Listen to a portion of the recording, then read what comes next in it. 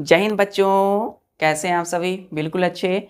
तो आज हम लोग पढ़ने वाले हैं the fundamental unit of life cell में सेल थ्योरी एंड माइक्रोस्कोप। बच्चों, पिछले लेक्चर में हमने बताया था आपको कि यह जो चैप्टर हम लोग पढ़ रहे हैं यह साइंस की बायोलॉजी का चैप्टर है, PIOLOGY। बायोलॉजी में बच्चों हम लोग चैप्टर 1 कल के लेक्चर में हम लोग रखे थे। आज से बच्चों हम लोग इसको NCERT, जो हमारी NCERT की जो बुक है उसके अकॉर्डिंग फॉलो करेंगे, चैप्टर नंबर 5। क्लियर है? तो नंबरिंग में थोड़ा अदल बदल है बच्चों, तो चैप्टर 1 ना कहकर हम इसको चैप्टर 5 ही रखेंगे। क्लियर है? तो चैप्टर 5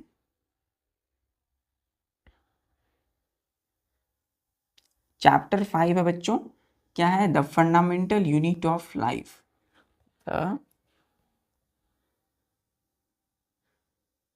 फंडामेंटल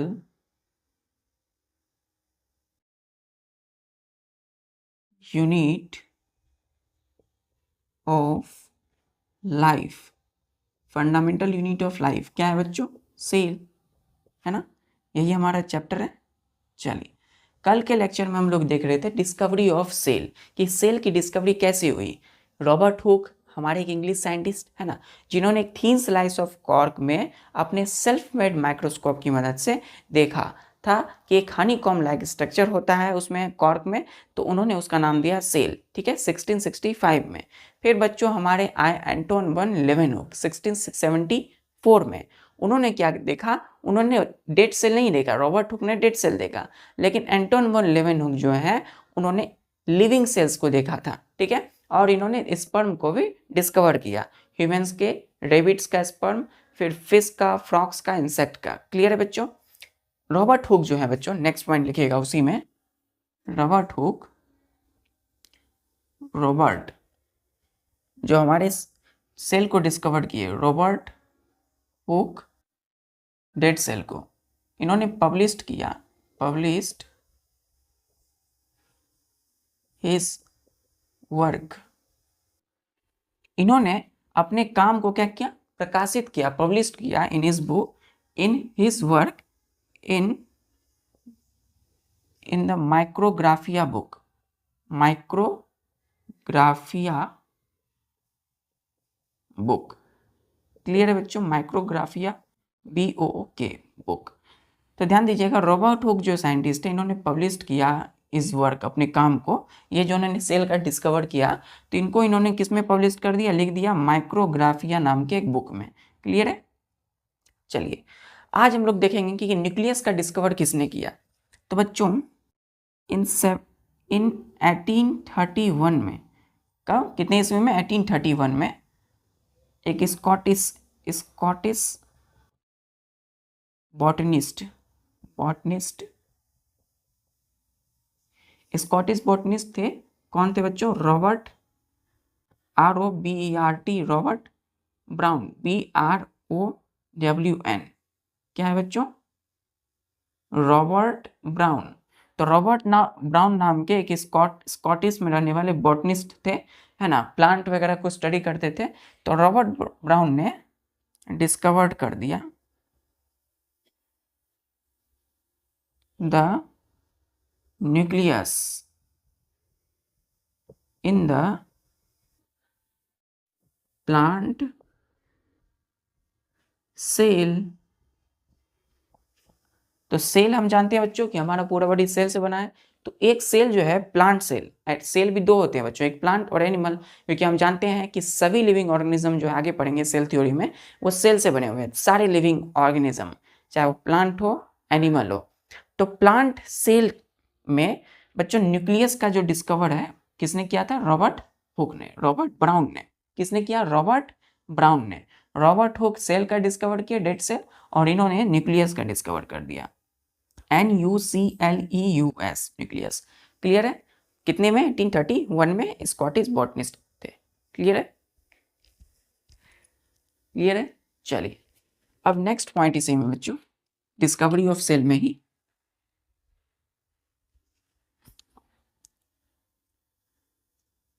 इन 1839 में एक जेज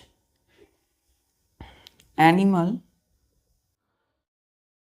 फिजियोलॉजिस्ट थे, फिजियोलॉजिस्ट। तो फिजियोलॉजिस्ट थे, कौन थे भाई? ये थे जेई पुरकिंज, पुरकिंज, ठीक है, जेई पुरकिंज, जेई PURKINJ, जेई पुरकिंज। इन्होंने क्या किया? इन्होंने दिया give the term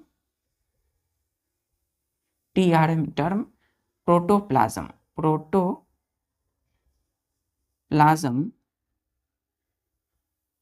the first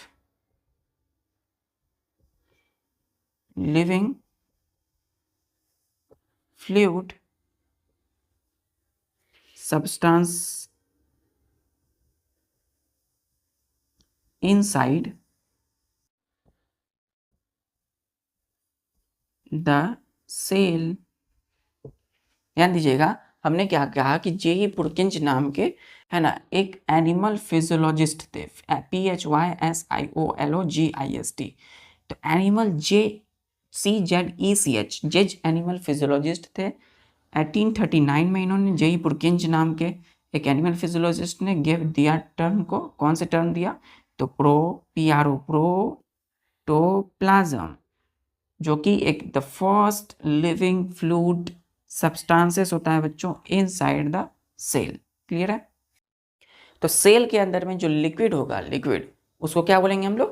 protoplasm. Clear है? सेल के अंदर पाए जाने वाले, अभी हम देखेंगे स्ट्रक्चर, उसके अंदर में जो लिक्विड है वो क्या है? प्रोटोप्लाज्म। क्लियर है? प्रोटोप्लाज्म। चलिए नेक्स्ट पॉइंट, ये जो रॉबर्ट न्यूक्लियस का डिस्कवर कौन किया बच्चों? रॉबर्ट ब्राउन नाम के एक साइंटिस्ट ने। तो रॉबर्ट ब्राउन ने जो डिस्कवर किया, तो उसी में इन 1866 में, कब? 1866 में एक हमारे साइंटिस्ट थे जिसका नाम था बच्चों हीकल, HAECKEL, हीकल। ठीक है? Stabilised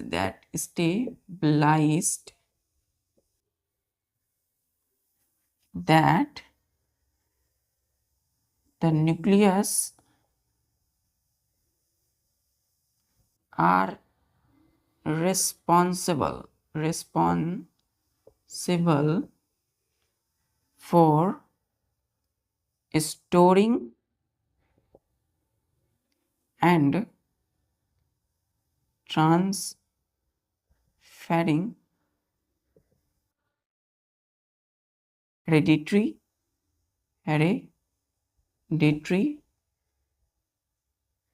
characters। क्लियर? ध्यान दीजिएगा कि कितनी ईस्वी में? 1866 में बच्चों, 66 में। HAECKEL, हीकल एक साइंटिस्ट थे, इन्होंने स्टेबलाइज्ड कर दिया। क्या किया? प्रूफ किया, बताया कि द न्यूक्लियस जिनका रॉबर्ट ब्राउन ने डिस्कवर किया था प्लांट सेल में, तो nucleus are responsible, RESPONSIBLE, responsible for storing and transferring the HEREDITARY hereditary characters। तो बच्चों याद दे दीजिएगा, हेरिडिटरी कैरेक्टर्स क्या होती है? सेल है बच्चों, सेल के बीच में न्यूक्लियस है। क्लियर है? अब न्यूक्लियस में होता है बच्चों डीएनए होता है, उस डीएनए में होता है बच्चों जीन। वो जीन GENE, तो GENE हेरिडिटरी कैरेक्टर्स का मतलब है अनुवांशिक जो गुण होते हैं, अनुवांशिकी विशेषताएं। तो जीन क्या करता है बच्चों? ट्रांसफर होता है पेरेंट से, यानी माता पिता से बच्चे में। तो माता पिता का कुछ गुण बच्चों अगर बच्चे में ट्रांसफर होता है ना, तो माता पिता का गुण अगर बच्चे में ट्रांसफर होगा तो उसको बोलेंगे हेरिडिटरी कैरेक्टर्स। क्लियर है? तो न्यूक्लियस जो है, न्यूक्लियस जिसमें हमने कहा डीएनए और जीन, तो जीन ही जाता है ना, माता पिता से बच्चे में। हमने सुना होगा कि जीन जाता है, जीन है तो जीन आया है। तो एक्चुअल में क्या है कि न्यूक्लियस में होता है जीन, और जीन जो कि रिस्पॉन्सिबल है स्टोरिंग एंड ट्रांसफरिंग। इसलिए इन्होंने क्या कहा, हीकल ने कहा कि न्यूक्लियस ही रिस्पॉन्सिबल है storing and transferring hereditary characters, यानी कि बच्चे में यानी ऑफस्प्रिंग में जो हेरिडिटरी कैरेक्टर जाता है वो न्यूक्लियस इसके लिए जिम्मेदार है। तो न्यूक्लियस क्यों जिम्मेदार है? क्योंकि इसके अंदर में क्या है? जीन, डीएनए है। क्लियर है? चलिए, क्लियर है?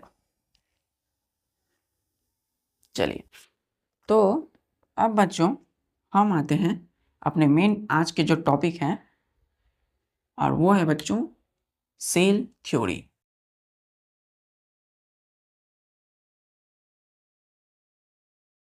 Cell theory, CELL, cell THEORY, theory. तो सेल का मतलब क्या हो गया बच्चों? सेल को सीखा, थ्योरी का मतलब उसकी पूरी हिस्ट्री, कैसे वो बना, कैसे आया। ठीक है, तो थ्योरी क्या कहता है? इन 1838 में एक 1838 में ए जर्मन बॉटनिस्ट, BOTANIST, कौन थे? Jacob Matthias Schleiden. ठीक है, proposed that, PROPOSED, proposed, PRO, R को अच्छे से लिखिए, PROPOSED, proposed that plants, all plants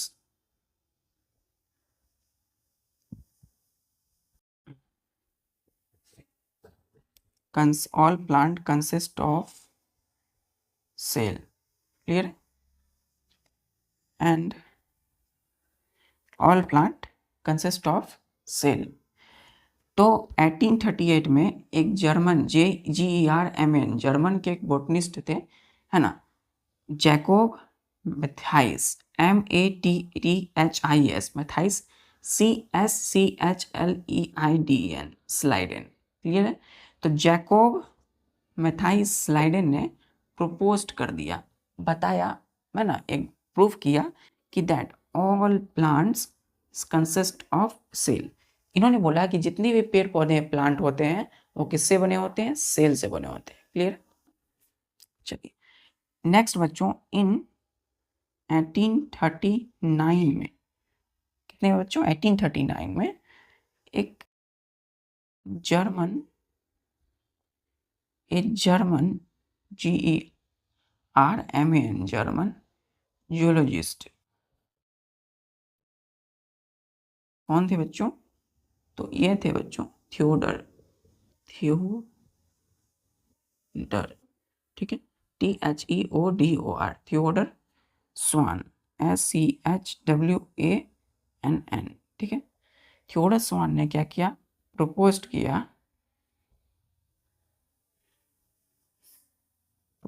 that all animals and plants are made up of cells। अब क्लियर हो बच्चों? तो सेल थ्योरी यही है कि इन 1839 में, ठीक एक साल बाद, एक जर्मन जोलॉजिस्ट थे, मतलब जो एनिमल, है ना, जीव जंतु के बारे में स्टडी करते थे। क्या नाम था उनका? THEODOR, थियोडर स्वान, SCHWANN। क्या पढ़ते हैं इसको? स्वान। जिन्होंने प्रपोज्ड किया बच्चों, है ना, बताया कि that all animals and plants are made up of cells. इन्होंने बोला कि जितने भी एनिमल, जीव जंतु, और जितने भी प्लांट, पेड़ पौधे हैं, वो बने होते हैं सेल्स से। अब क्लियर हो गया बात कि पहले 1838 में हमारे स्वान स्लाइडेन, जैकोब मैथाइस स्लाइडेन ने बताया कि सभी प्लांट बने होते हैं सेल से। सिर्फ प्लांट के बारे में बताया इन्होंने। फिर उसी एक साल बाद 1839 में हमारे एक जर्मन जूलॉजिस्ट आए, थियोडर स्वान। इन्होंने बोला कि नहीं, प्लांट के साथ साथ एनिमल भी सेल से बने होते हैं। तो इन्होंने दोनों बात बता दिया। ठीक है, और इन्हीं दोनों का जो ज्वाइंट है, ज्वाइंट फॉर्म, इन्हीं दोनों को क्या बोलते हैं हम लोग? Cell theory. क्लियर है? क्लियर है? चलिए, तो इसी का ज्वाइंट जो फॉर्म है बच्चों, है ना,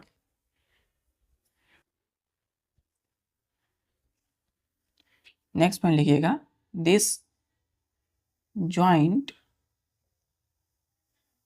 finding forms the basis of cell theory। तो सेल थ्योरी का जो बेसिस है यही है, यही आधार, यहीं से आया सेल थ्योरी। ठीक है, उसके बाद ध्यान रखिएगा आगे इन 1855 में, ठीक है ना, 1855 में एक बच्चों हमारे थे, एक आर विर्चो। कौन थे बच्चों? एक जर्मन बायोलॉजिस्ट, ठीक है, क्या नाम था? जर्मन बायोलॉजिस्ट था। जर्मन बायोलॉजिस्ट का नाम था बच्चों आर विर्चो। इन्होंने क्या बोला? Proposed that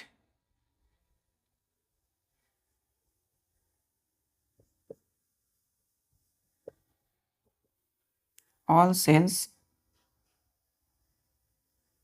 arise from pre-existing forms। ठीक है, एंड दिस इज, यहां लिखिएगा बच्चों, this is refining form of cell theory. तो अब देखिए एक बात और जुड़ गया, 3 बात जुड़ा। तो प्लांट एनिमल तो सेल से बने होते हैं, लेकिन एक हमारे 1855 में एक जर्मन बायोलॉजिस्ट आए, इसका नाम था RVIRCHOW, आर विर्चो। इन्होंने क्या प्रपोज किया कि all cells arise from pre existing forms. ठीक है, और इसी को हम बोलते हैं बच्चों refining form of cell theory. Clear है? Refining form of cell theory मतलब सेल थ्योरी को ठीक से मॉडिफाई कर देना। हमने स्वान और स्लाइडेन एंड स्वान ने बताया कि प्लांट एनिमल सेल से बने होते हैं, लेकिन अब जो सेल जो होता है बच्चों, वो नया कैसे नया जीव का उत्पत्ति, कैसे नए सेल्स बनते हैं? तो पहले से जो सेल हैं वही रिप्रोड्यूस करके, है ना, प्री एग्जिस्टिंग सेल्स का मतलब है कि पहले से जो सेल है उसी से नया सेल का फॉर्मेशन कर लेना। क्लियर है? तो यही है रिफाइनिंग फॉर्म्स। इतना क्लियर है बच्चों? अब हम लिखेंगे सेल थ्योरी के पोस्टुलेट्स कि कौन कौन से कंक्लूजन निकले।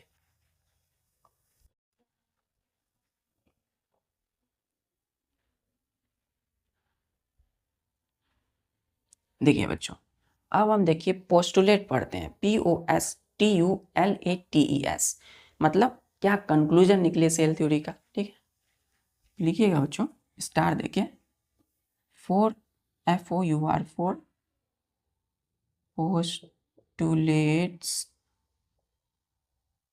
of cell theory।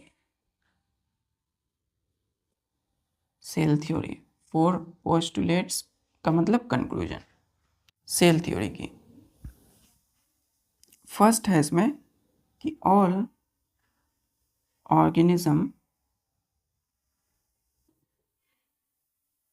Are made up of cells and its products. ठीक है, जैसे कि एग्जाम्पल में सिक्रेशन। ठीक, दूसरा क्या पोस्टुलेट यानी कंक्लूजन निकला, cells are the structural and functional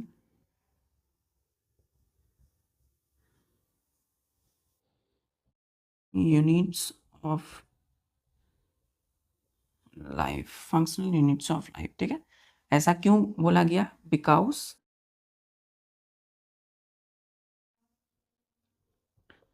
all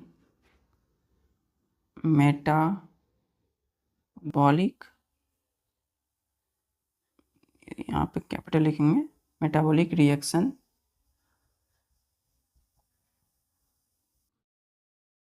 take place in the cell. तो अब ध्यान दीजिए, हमने दो पोस्टलेट यहाँ लिखा है। तो पहला क्या बात था, ही सामने में सेल थ्योरी में बोला गया कि ऑल ऑर्गेनिज्म, ऑर्गेनिज्म मतलब होता है प्लांट भी, एनिमल्स भी, are made up of cells. किससे बने हुए हैं सारे प्लांट एनिमल ऑर्गेनिज्म? सेल से, एंड इट्स प्रोडक्ट से। ठीक है, जैसे कि सिक्रेशन। ठीक है, तो या तो सेल से बने होंगे या तो उसके प्रोडक्ट सिक्रेशन। सिक्रेशन जैसे बहुत सारे हार्मोन्स होते हैं, वो सिक्रेट करते हैं। क्लियर है? दूसरा पोस्टलेट है बच्चों कि cells are the structural and functional units of life. ठीक है, सेल को स्ट्रक्चरल और फंक्शनल यूनिट ऑफ लाइफ क्यों कहा गया? क्योंकि because all metabolic reactions take place in the cell. Clear है? अब क्या है, क्योंकि सारा का सारा मेटाबॉलिक रिएक्शन क्या होता है बच्चों? सम टोटल ऑफ एनाबॉलिक और कैटाबॉलिक इज कॉल्ड मेटाबॉलिक।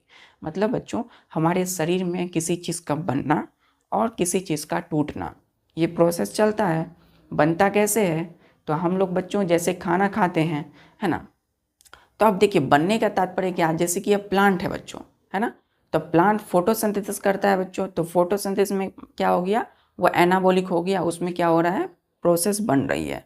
मतलब प्लांट में, क्योंकि ऑर्गेनिज्म बोला है हमने ना, तो सेल्स तो सारे सभी चीज़ जो है सेल से बने हैं, चाहे वो प्लांट हो एनिमल हो। तो फोटोसिंथेसिस जो प्रोसेस है वो बनने की चीज़ें हैं। ठीक है, बनता है। लेकिन अब देखिए हमारे शरीर की बात करें तो हम ऑक्सीजन लेते हैं और रिस्पायरेशन होता है, तो मतलब ब्रेकडाउन होगा, फूड का ब्रेकडाउन होता है तो हमें एनर्जी मिलती है। तो उसको क्या बोलते हैं? कैटाबॉलिक। हम लोग पढ़ेंगे मेटाबॉलिक के दो टाइप्स हैं, कैटाबॉलिक, एनाबॉलिक। तो मेटाबॉलिक रिएक्शंस जो कि सेल में होते हैं, किसी चीज़ का टूटना और किसी चीज़ का बनना। क्लियर है? तो इसी वजह से सेल्स को क्या कहा गया है? Structural and functional unit of life. Clear है? क्लियर है? चलिए अब हम लोग आते हैं अपने तीसरे पोस्टुलेट्स में। तीसरा, all cells arise from pre pre मतलब पहले, पहले से एग्जिस्टिंग सेल्स। ठीक है, इसमें क्या बोला गया है? हम आर विर्चो ने भी कहा था कि all cells arise from pre existing cells. मतलब जो सेल्स होते हैं, नए सेल जो बनते हैं, वो पहले से जो सेल हैं उसी से नए सेल बनते हैं। क्लियर है? रिप्रोड्यूस करके। चौथा पोस्टुलेट है बच्चों, एवरी organism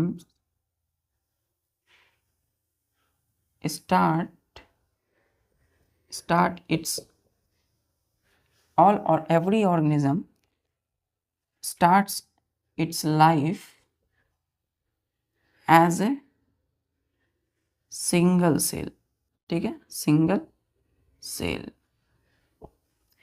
तो फाइनली चौथा पोस्टुलेट बोला गया कि एवरी मतलब सारे के सारे ऑर्गेनिज्म स्टार्ट्स करते हैं इट्स लाइफ, अपने लाइफ को एज ए सिंगल सेल, है ना।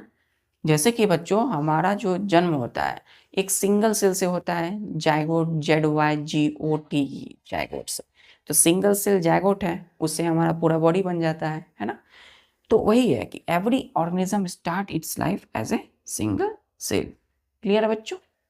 तो चारों पोस्टुलेट क्लियर है आपको? चलिए, तो अब हम बच्चों पढ़ेंगे बेसिक चीज़ें क्या है बच्चों? अभी तक हमने देखा सेल, तो लेकिन एक्चुअल में जो सेल है हम लोग आगे उसके स्ट्रक्चर में पढ़ेंगे, लेकिन थोड़ा पॉइंट व्यू हम दे देते हैं बच्चों। जैसे कि सपोज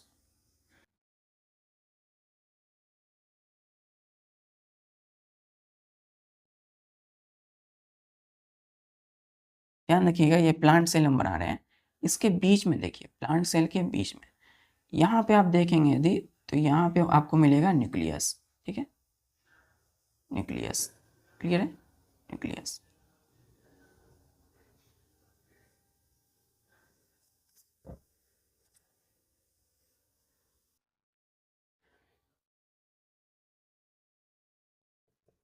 क्लियर है।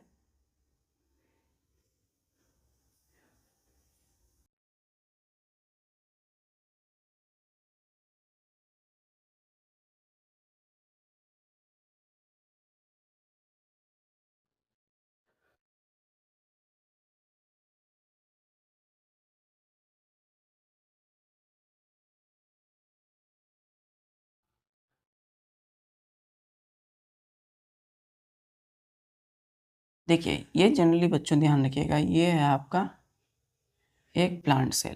क्लियर है। तो प्लांट सेल में ये आप देख रहे हैं बीच में न्यूक्लियस है। ठीक है, ठीक है, न्यूक्लियस है। और यहाँ पे आप देखेंगे तो ये है बच्चों आपको सेल वाल। ठीक है, सेल वाल। या ये जो आपका लेयर देख रहे हैं ये होता है आपका प्लाज्मा मेम्ब्रेन। ठीक है, प्लाज्मा मेम्ब्रेन, बीच में न्यूक्लियस होता है, प्लाज्मा मेम्ब्रेन होता है।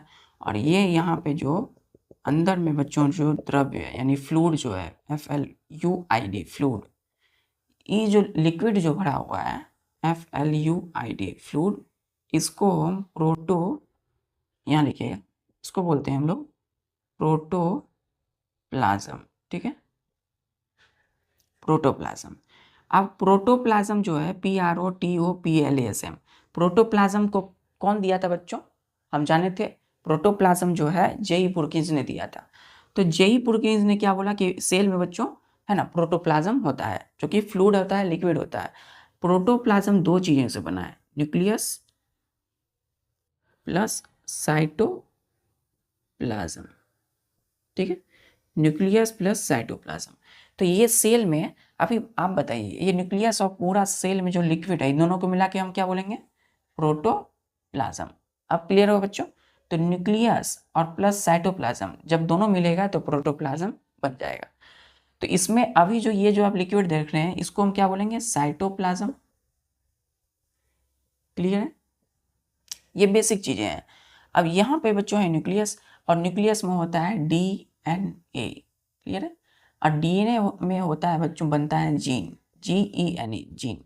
ठीक है, अब हमने यही बोला था आपको कि जीन ही क्या है? हेरिडिटी करेक्टर्स है जो कि पेरेंट्स से ऑफस्प्रिंग में, माता पिता से बच्चे में जाता है। क्लियर है। अब ये तो है प्लांट सेल, लेकिन अब पॉइंट लिखिएगा कि the basic structures present in all cells, मतलब द बेसिक स्ट्रक्चर, जो बेसिक स्ट्रक्चर मतलब हर तरह का स्ट्रक्चर जो प्रेजेंट होता है सारे के सारे सेल्स में, इनमें से क्या क्या है? पहला बच्चों है हमारा न्यूक्लियस। ठीक है, चाहे वो प्लांट हो एनिमल, दोनों में होगा न्यूक्लियस। फिर आता है हमारा प्लाज्मा मेम्ब्रेन, प्लांट एनिमल दोनों में होगा। और तीसरा हमारा आता है बच्चों साइटोप्लाज्म, ये प्लांट और एनिमल तीनों में होता है, दोनों में होता है। क्लियर है। तो फर्स्ट लिखिएगा प्लाज्मा मेम्ब्रेन जो कि बाउंड्री है, आउटर मोस्ट बाउंड्री। क्लियर। दूसरा लिखिएगा न्यूक्लियस, और तीसरा लिखिएगा बच्चों साइटोप्लाज्म। ठीक है, कोई भी सेल हो चाहे प्लांट हो एनिमल हो, ये प्लाज्मा मेम्ब्रेन, न्यूक्लियस और साइटोप्लाज्म ये तीनों रहेंगे ही रहेंगे। क्लियर है, क्लियर है बच्चों। साइड न्यूक्लियस के चारों तरफ होता है यहाँ पर मेम्ब्रेन। हम यहाँ मेम्ब्रेन की बात नहीं कर रहे हैं, सिर्फ न्यूक्लियस की बात कर रहे हैं, हर सेल में होगा। क्लियर है, क्लियर है, ये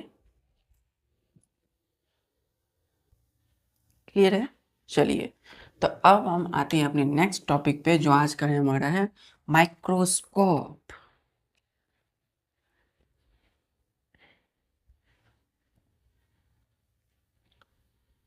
आज की सबसे इम्पोर्टेंट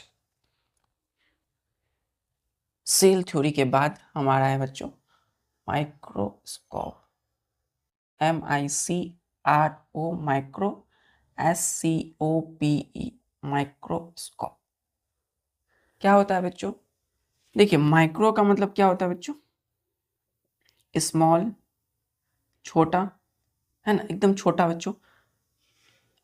इसको हम बोल सकते हैं टाइनी, बोल सकते हैं। क्या बोल सकते हैं? TINY। टाइनी का मतलब हो गया एकदम बहुत छोटा सा, जो ना के बराबर, ना दिखता हो, ठीक है, मतलब हमारी आंखों से जो ना दिखे।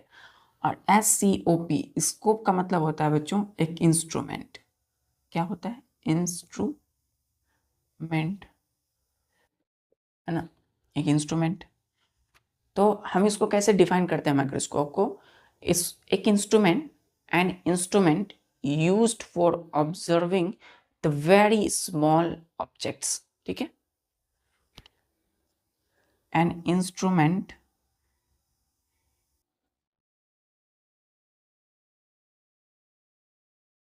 USED, यूज्ड मतलब इस्तेमाल करते हैं, फॉर OBSERVING, ऑब्जर्विंग। ऑब्जर्विंग का मतलब क्या हुआ बच्चों? ऑब्जर्विंग का मतलब होता है अवलोकन करना, देखना। कोई चीज़ को आप देखते हो तो क्या बोलते हैं? ऑब्जर्विंग, ठीक है। तो ऑब्जर्व का मतलब उसको देखना, परखना, ठीक है। किसको? Observing the very small objects. ऐसे लिखिए, observing the image of an object, of the small object, small object, ठीक है, इज कॉल्ड माइक्रोस्कोप।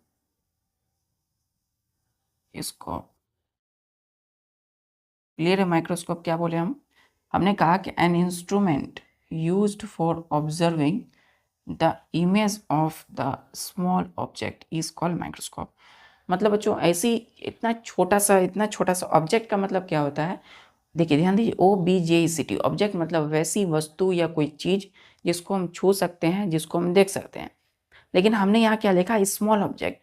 हम देखिए किसी भी ऑब्जेक्ट को क्या कर सकते हैं, उसको ऐसा ऑब्जेक्ट की बात हो रहा है यहाँ पर बच्चों जिसको हम अपनी नंगी आंखों से, नेकेड आई से नहीं देख सकते हैं, ठीक है।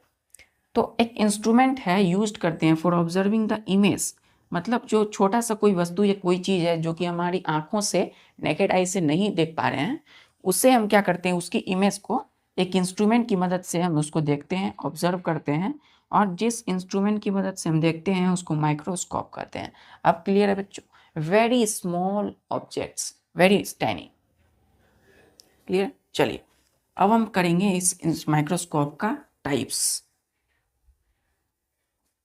ठीक है। माइक्रोस्कोप्स क्या होते हैं बच्चों? ये दो टाइप्स में डिवाइड है।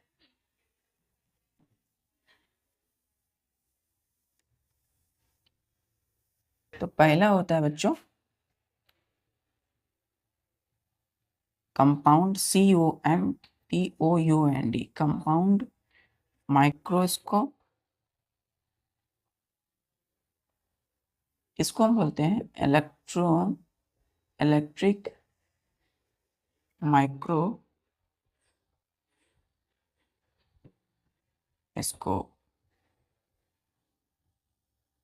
Electric microscope. तो माइक्रोस्कोप कितने हो गए? दो हो गए, एक कंपाउंड माइक्रोस्कोप और एक इलेक्ट्रिक माइक्रोस्कोप। क्लियर है? तो माइक्रोस्कोप एक इंस्ट्रूमेंट जो कि वेरी स्मॉल ऑब्जेक्ट को देखने के लिए यूज करते हैं। तो कितने हो गए? दो, कंपाउंड माइक्रोस्कोप और इलेक्ट्रिक माइक्रोस्कोप। क्लियर है? क्लियर है? देखिए बच्चों, एक कंपाउंड और एक इलेक्ट्रॉन, यहाँ पे इलेक्ट्रिक नहीं, इलेक्ट्रिक का यूज करता है बच्चों, इलेक्ट्रॉन हो गया यहाँ पे, ELECTRON, electron microscope, compound microscope. चलिए अब हम वन बाय वन पढ़ते हैं। कंपाउंड माइक्रोस्कोप क्या होता है, ध्यान से देखिए। फर्स्ट हमारा COMPOUND, compound microscope. Compound microscope क्या है, आप एकदम ध्यान से इसको कुछ ध्यान दीजिए। कंपाउंड माइक्रोस्कोप बच्चों द सिंपल microscope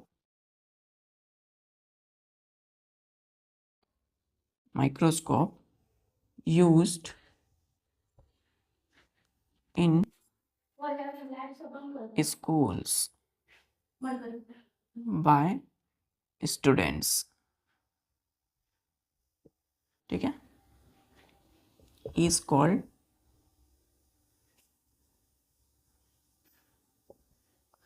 कंपाउंड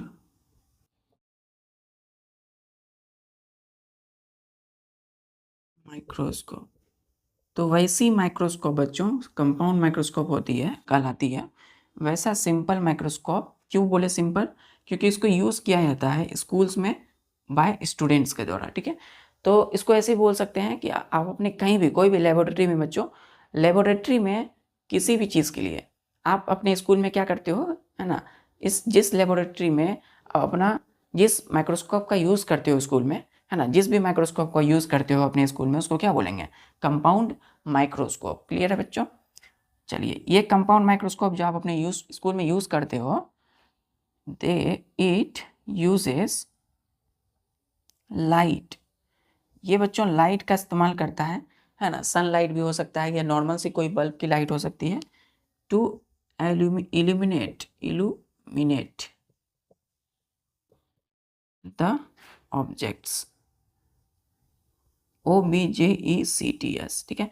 तो इट किसके लिए है, इस कंपाउंड माइक्रोस्कोप के लिए। इट यूजेस लाइट, ये लाइट का इस्तेमाल करता है बच्चों, टू EILLUMINAT,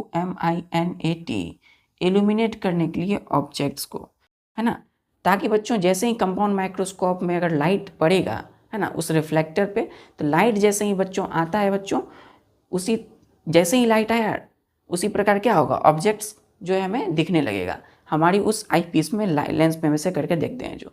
तो जैसे ही लाइट आएगा तो क्या करता है, ये कंपाउंड माइक्रोस्कोप में अगर लाइट नहीं रहेगा बच्चों, तो ये ऑब्जेक्ट्स को हमें इल्यूमिनेट नहीं कर पाएगा, नहीं दिखा सकेगा। तो ये इसीलिए it uses light to illuminate the object. Illuminate मतलब दिखाता है, दर्शाता है ऑब्जेक्ट को, ठीक है, वेरी स्मॉल ऑब्जेक्ट्स। तो ये चूंकि ये लाइट का इस्तेमाल करता है, इसीलिए सो कॉल्ड, इसका बच्चों दूसरा नाम है light microscope, LIGHT, light microscope, light microscope.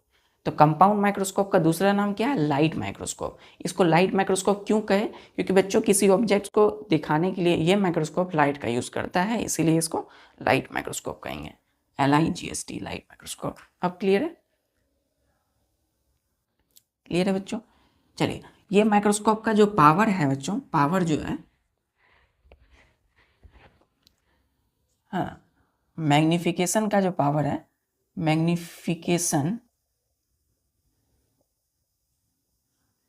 Ranges from 300 to 1500 times. MAGNIFICATION। Magnification का मतलब क्या है, किसी भी चीज़ को बड़ा करके दिखाना, है ना। माइक्रोस्कोप का भी यूज करते हैं हम लोग। तो मैग्निफिकेशन जो रेंज है इसका, इसकी जो पावर है दिखाने के किसी ऑब्जेक्ट को बड़ा करके, तो कितना बड़ा कर सकता है ऑब्जेक्ट को बच्चों, 300 से लेकर के 1500 टाइम्स तक। क्लियर है। तो मैग्निफिकेशन पावर इसका 300 से 1500 टाइम्स होता है, किसका, compound microscope, light microscope. Clear. चलिए अब हम इसका बच्चों देखते हैं डायग्राम, डायग्राम।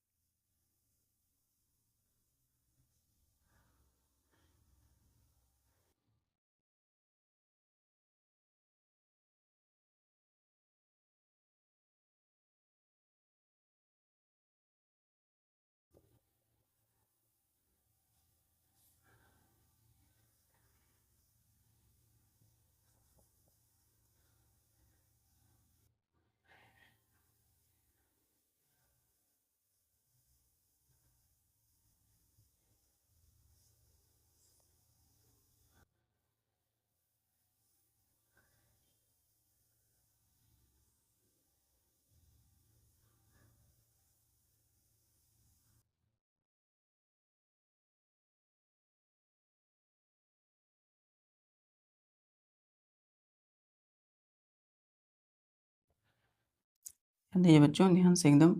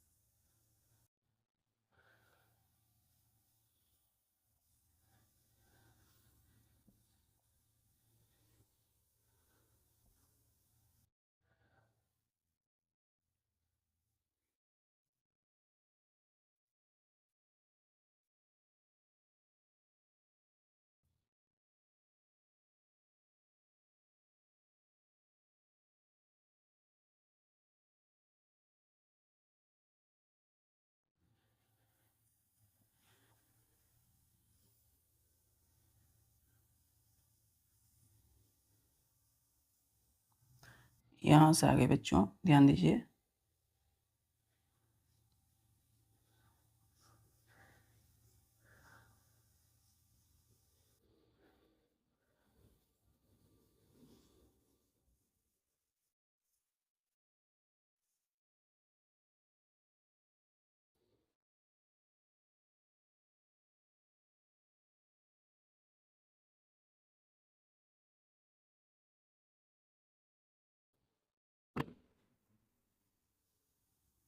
इधर से बच्चों ये आ गए, यहाँ से ध्यान दीजिए।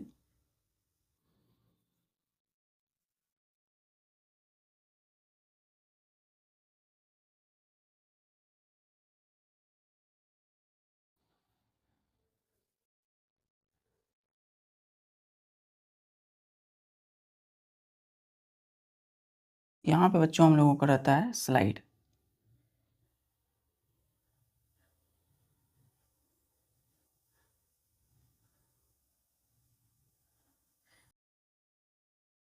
क्लियर है?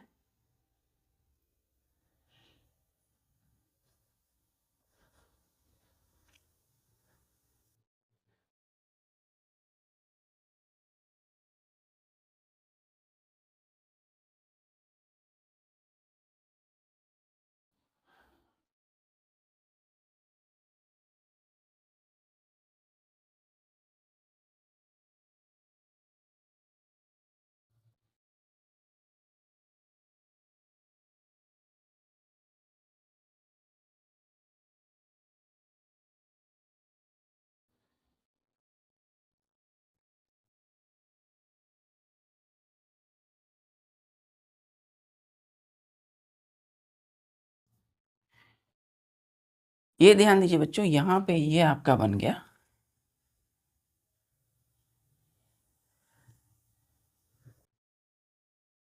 कंपाउंड माइक्रोस्कोप या लाइट माइक्रोस्कोप। क्लियर है बच्चों?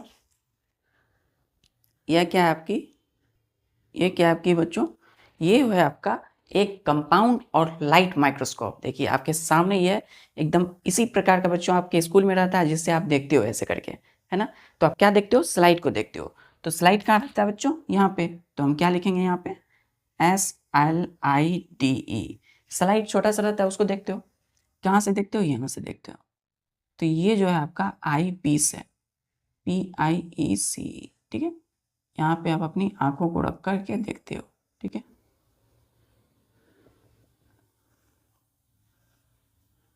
क्लियर है? आंखों को कहाँ रखते हो, इस आई पीस में देखते हो। ये आपका बच्चों ड्रॉ ट्यूब है, ड्रॉ ट्यूब है। और ये जो है आपका इस साइड में, ये इसको बोलते हैं हम लोग body tube, BODY body tube. इसको जो आप देख रहे हो, ये इसको हम बोलते हैं ARM, आर्म, या इसको बोलते हैं हम लोग लिम्ब, LIMB, लिम्ब, ठीक है। ये है आपका बच्चों को COAR, ऐसी कोर्स एडजस्टमेंट, ADJUSTMENT, ठीक है। यहाँ जो आप देख रहे हो उसको बोलते हैं हम लोग फाइन एडजस्टमेंट। इसको घुमा करके क्या किया जाता है, सेट किया जाता है ताकि अच्छे से इमेज ऑब्जेक्ट का देख सके। फिर यहाँ जो देख रहे हो उसको इंक्लिनेशन बोलते हैं, इंक्लिनेशन, ठीक है। ये जो आप देख रहे हो बच्चों, इसको बोलते हैं पिलर, PILLAR। ये आपका हो गया बच्चों BASE, बेस। ये जो आप देख रहे हैं, ये जो आप देख रहे हो, ठीक है, तो ये जो आप देख रहे हैं यहाँ से, ये इसको बोलते हैं FOOT, फूट। क्या बोलते हैं? फूट। ये भी फूट, ये भी फूट। यहाँ पर बच्चों क्या होता है, यहाँ पे लाइट आती है, यहाँ इस पर, ये क्या है बच्चों, ये है आपका रिफ्लेक्टर, REFLECTOR, रिफ्लेक्टर। क्लियर है? ये क्या आ रही है? लाइट की रेस आ रही है। क्लियर है? इस पर, किस पर? इससे, जिससे हम यहाँ देख पाते हैं। ये आपका हो गया STAG, स्टेज है एक, जहाँ स्लाइड हम रखते हैं। ये आप देख रहे हैं, ये जो है इसको हम OBJECTIBS, ऑब्जेक्टिव्स बोलते हैं, ठीक है। यहाँ पे रहता है आपका कंडेंसर, कंडेंसर। यहाँ जो आप देख रहे हैं बच्चों, ये, इसको भी हम क्या बोलते हैं? कंडेंसर। क्लियर है? तो रिफ्लेक्टर कहाँ पर है? यहाँ पर है। लाइट आएगी तो यहाँ हमें क्या दिखेगा? रिफ्लेक्ट करेगा लाइट और दिखेगा क्या? स्लाइड। अब क्लियर है बच्चों? Complete diagram of compound microscope. ये क्या है? Figure, FIG, figure compound microscope, microscope. Clear है? मैग्निफिकेशन रेंज कितना है? 300 से 1500 टाइम्स। क्लियर है? चलिए, तो अब बच्चों हम आते हैं अपनी नेक्स्ट इलेक्ट्रॉन माइक्रोस्कोप।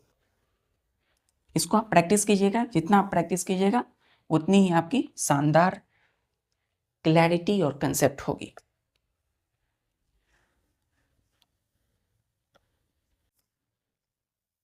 दूसरा हमारा है electron, ELECTRON, microscope. Electron microscope क्या है बच्चों? क्या होता है ये? ध्यान दीजिएगा, द लार्ज माइक्रोस्कोप, है ना, large microscope used for observing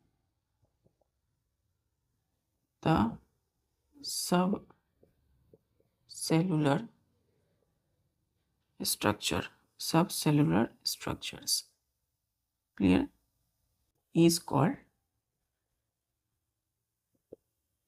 electron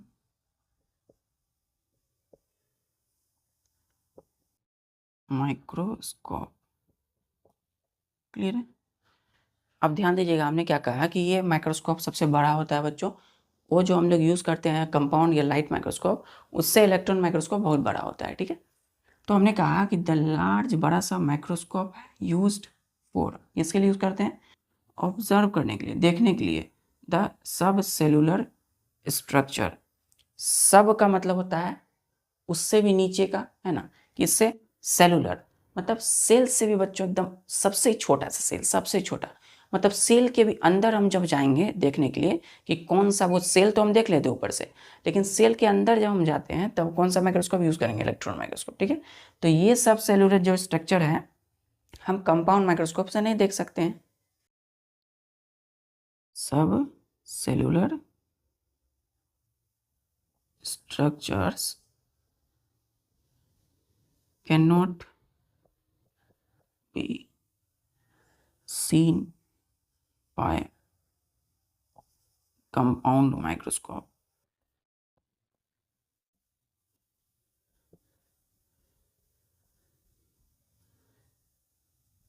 clear है? क्लियर है? क्लियर बच्चों? तो सब सेलुलर स्ट्रक्चर हम कंपाउंड माइक्रोस्कोप से नहीं देख पाते हैं, इसलिए इसका यूज़ करते हैं। क्लियर है? चलिए,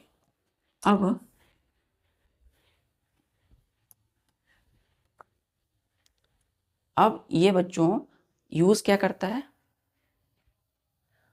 it uses electromagnet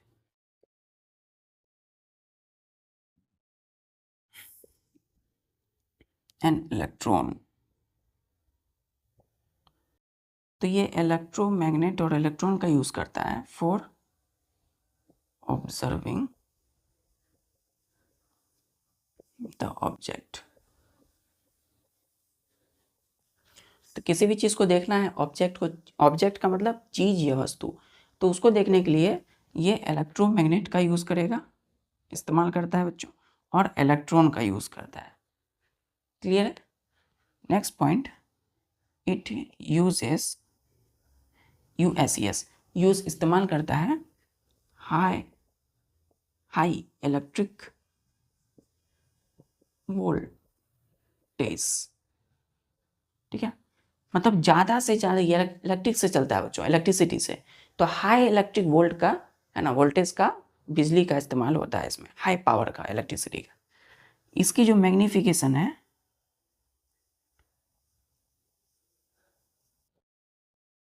magnification RNGS ranges from, ध्यान दीजिएगा, ranges from 1 lakh to 5 lakh times. ठीक है, आप समझ सकते हैं क्यों हम इसको बोले इलेक्ट्रॉन माइक्रोस्कोप जो है सबसे लार्ज इंस्ट्रूमेंट है, माइक्रोस्कोप है, क्योंकि इसका जो मैग्निफिकेशन पावर है, रेंज है कि चीज़ों को बड़ा करने की, वो 1 लाख से लेकर के 5 लाख से, मतलब 1 लाख टू 5 लाख टाइम्स को ये बड़ा कर सकता है, 1 लाख टू 5 लाख टाइम्स तक। क्लियर है? क्लियर है बच्चों? चलिए, इतना आपका कंसेप्ट क्लियर है, तो अब हम आते हैं इसके डायग्राम में, जो कि मोस्ट इंपॉर्टेंट है।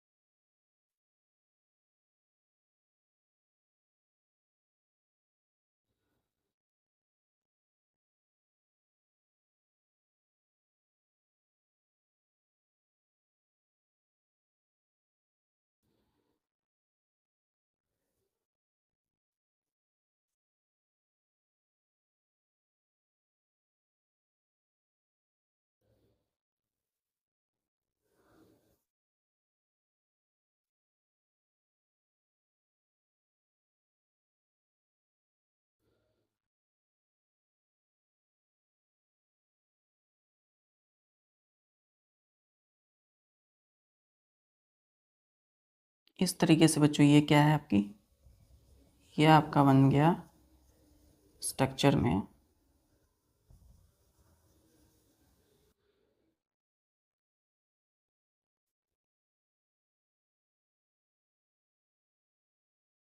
ध्यान से देखिए,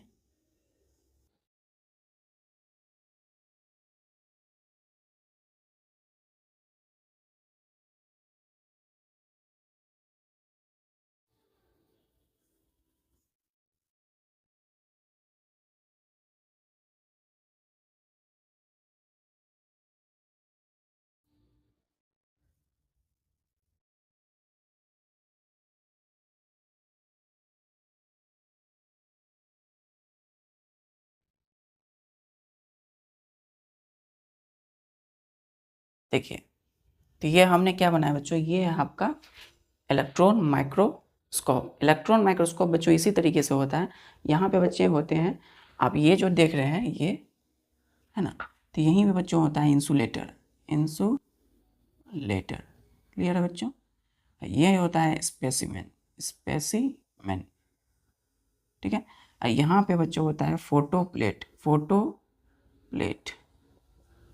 जहाँ पर बच्चों ऑब्जेक्ट का जो है इमेज क्लियर होता है, सीन दिखाई देता है। क्लियर है? तो ये जो आपकी डायग्राम है, ये फिगर है आपका इलेक्ट्रॉन माइक्रोस्कोप।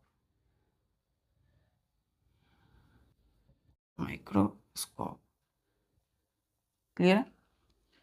चलिए ठीक है बच्चों, तो इसी तरीके से पढ़ाई करिए और पूरी डेडिकेशन समर्पण के साथ अपनी हर कंसेप्ट को क्लियर करिए। आज जो पढ़े उसको रिवाइज कीजिए, बार बार रिवाइज कीजिए। कॉपी अगर जो लिखे हैं आप नोट्स, उसको बार बार पलटिए, उल्टाइए, अच्छे से करिए, मेहनत कीजिए और हर काम को कीजिए, पढ़ाई के साथ खेल भी कीजिए। और मिलते हैं कल के नेक्स्ट लेक्चर में। जय हिंद।